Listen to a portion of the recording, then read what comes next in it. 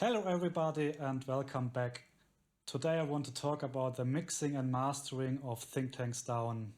This will also be the last part of our little series about the production of Think Tanks Down. The song is again Happy Dance Club. You can listen to the full song here on YouTube. If you have any questions, please leave them in the comment section below. Now let's start talking about the mixing. When I started the mix, I started with the drums and added the bass, so that when I was finally satisfied with the rhythm section, I added the guitars and in the end the vocals. I had tried to get already a perfect mix so that the sound didn't have to be optimized too much during the mastering process. It is very important that you know the frequency range of each instrument and where all the instruments are competing with each other. I can show you a little chart, a frequency chart. Here you can see typical instruments like the vocals, percussion like the bass drum, snare drum, cymbals, and bass guitar, electric guitar, and acoustic guitar. You also can see the frequency range, the typical frequency ranges, the sub bass, bass, mid-range, high mids, and high frequencies. For example, the bass guitar goes from about 30 Hertz up to 300 Hertz, and it has also something going on up to 6K. The guitars start at, let's say, 70 Hertz and have a typical range up to 1K, 1.2K Hertz, and go up also to about 5 to 6 kilohertz. The most difficulty frequency range is I think the sub bass and the bass. If you don't have this frequency range under control, the mix might either sound too muddy or too thin.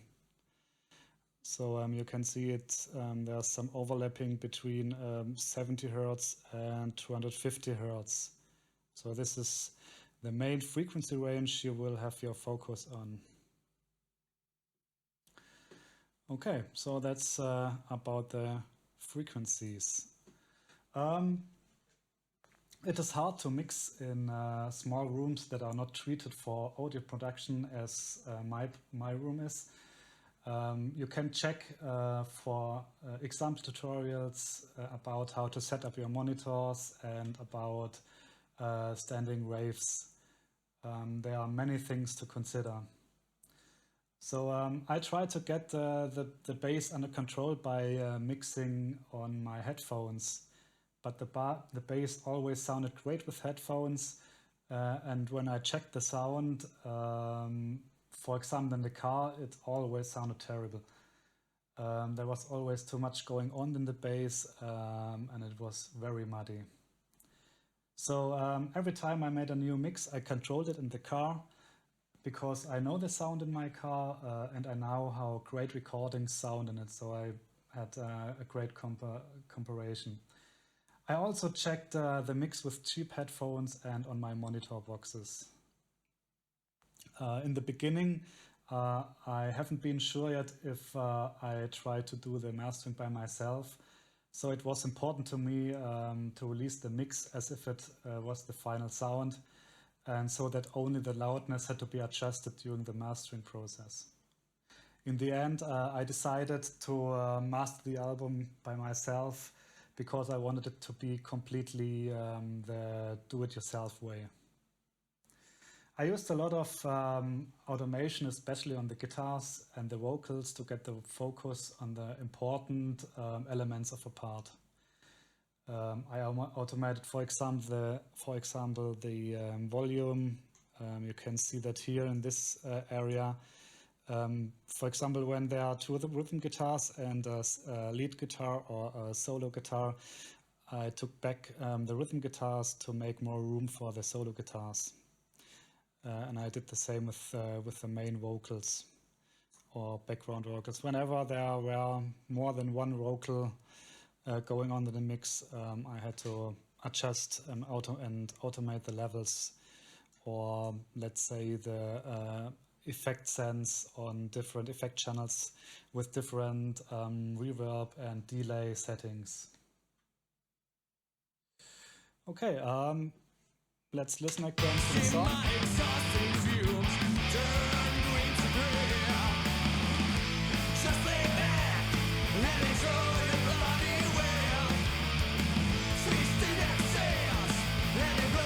Now you can see in the chorus I decided to put the level of the main vocals a little bit up, and during the other parts I lowered the volume a little bit to make room for, let's say, a solo guitar, or for background vocals, or for harmony voices, or whatever. Okay, another helpful way to improve the mix was something I learned in a tutorial by Andrew Sheps. There's a way to get a bigger sound, especially with the vocals, bass, and guitars. And this is the ways you create an effect channel with a little bit compression. Here I chose for the SSL compressor. There's only a little bit compression going on, and I routed all instruments like the guitars, the vocals, or the bass guitar into this mixed compression effect channel, except the drums. And it made the sound a little bit bigger. It's only subtle, but you can feel it. So I can show you. I will show you first without the mixed compression. Just lay back and enjoy your bloody well. Feasting at sales and you blow the global hell. And now with mixed compression. Don't care about the mistakes they made you wrong. Just show me in my way. It's a little bit, there's a little bit more power by the guitars and the bass and the vocals. Yep, let's, I will show it again without mixed compression, and then with mixed compression. Just lay back and enjoy your bloody well. Feasting at sales and you blow the global hell. Don't care about the mistakes they made you wrong. Just show me in my way. Happy does love. Give me money. Give me cash.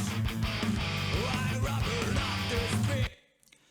Okay, I think that's all I can say about the mixing. Now let's go on and talk about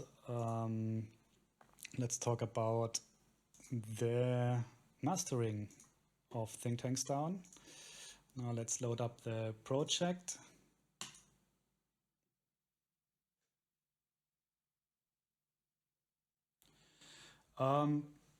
In the past, mastering was only the technical finalization of the CD for the pressing factory. But today it is common that the mastering engineer improves the sound for every audio device. He also has fresh ears, and he has special equipment to reveal and solve problems in the mix. He also ensures that the levels, the volumes of all songs of the album are consistent. So I used a typical effect chain I found on several tutorials, and they worked for me. So I think there are many ways to do it, but I found a way and it worked for me, and maybe that's okay. Okay. Now let's listen to the final mix as you heard it just before. Give me money, give me cash.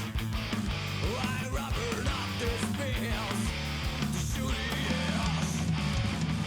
it. Okay, the first thing I added to the inserts is this tapes simulation, which adds more warmth and harmonics, and it just sounds good, and it gets out all the peaks in the mix, and it flattens the volume. Okay. Provide me Harley, engine choice. See my exhausting view. That's how I work. Give me money, give me. So this is only very, very subtle. You almost can't hear it. The next thing I did was to add an EQ, because there was something going on between 2K and 4K. It's about 2K, 2311 hertz. I just wanted to get a little bit different sound, not too airy. I don't know how to call it, but I wanted to improve the complete sound. Give me gas. I rubbered up this bills to shoot it. Provide me Harley. And as you can see, there are several ways to with this plugin to treat the sound. You can only EQ the sides, so everything that is going on the left and the right channel, not what is going on in the center. So I wanted to have the change only on, for example, on the guitars, and so I chose for the side EQing, and I just wanted to get out this little frequency range here of the guitars. Engine choice. See my exhausting view. That's how I work. Give me money. Give me gas. Okay, then I added an SSL compressor. I rubbered up this bills to shoot it. To glue every instruments in the mix together. Provide me Harley, engine choice. See my exhausting view. That's how I. Okay, and then we have the main plugin for my mastering chain, this is the Abbey Road's mastering chain, and there's everything in it you need for the mastering. I think they built an old console made, which was which they used a lot in the Abbey Road studios. You can check this on the homepage of Waves if you want to learn more about that. The main thing I did with that was again to improve the sound with this tone section. There are several sections: input section, a filter section. I cut out a little bit of the low frequencies, about around 40 hertz, and I think that's everything I did this. So the main thing is going on here in this EQ section and in the limiter section. I again changed the settings to the mid-side EQing. So I mainly worked on the guitars and the bass. And it's only subtle changes like a few dBs. Here you can see that it's only 0.5 dBs or around 64 hertz. and a little bit here in the high EQ range. Okay, let's listen to it. Give me money, give me gas. Why rubber not this bill? So the changes are again very subtle, but I was already pretty happy with the sound, so I didn't want to do too much in the mastering process. Okay, that's the EQ of the master. This here is the limiter section. And this is where the typical sounds of this console comes from. So it depends on how you set the limiting settings and how you set up the make-up and the ratio and the recovery time. If you want to learn more about that, you should just watch the tutorials about this plugin. So, and that's how I finished the sound of the songs.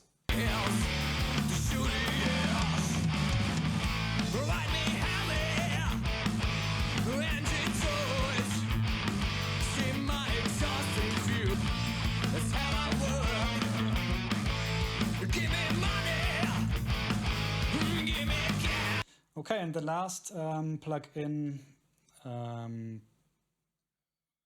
for the sound was the L1 maximizer. This is only to increase the loudness, to get it as loud as possible without too much clipping or without clipping. So now you should turn down the volume because it gets louder now.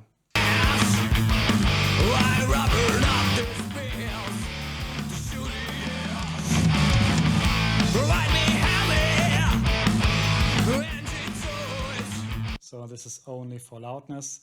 I checked the loudness with a loudness meter to prevent the sound from too much clipping and to get the loudness according to the YouTube, like what YouTube says, or Spotify or CD, whatever. Okay.